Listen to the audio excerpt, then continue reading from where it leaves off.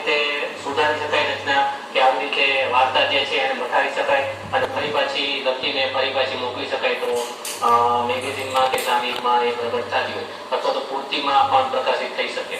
અચ્છા, એવી રીતે શરૂઆત થઈ. બરાબર. તો આ શિક્ષક અને લેખકનો સમન્વય કેવી રીતે થયો? કારણ કે તમે ઘણા બધા રચનાઓ તમે લખી છે, ઘણા બધા કાર્યક્રમોમાં ભાગ લીધો છે, ઘણી બધી રચનાઓ પ્રસ્તુત કરી છે, તો બાળકોને ભણાવવામાંથી આ આર્ટિસ્ટ કેવી રીતે તમે બની ગયા? હા, એટલે બાળકોને ભણાવવાનું જે છે એ તો અમારું મુખ્ય પ્રાઇમરી સ્ટેજ છે, એ મુખ્ય ધ્યેય છે, મુખ્ય હેતુ છે.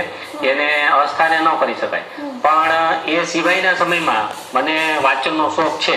એટલે હું હવે પછી જે મારા જે મેગેઝિન હું વાંચતો, કે શબ્દ સૃષ્ટિ છે કે પરબ છે કે બીજા કોઈ આપણે કોલમ વાંચતા હોઈએ, તો એ કોલમમાંથી પણ ઘણી બધી વખત આપણને પ્રેરણા મળતી હોય.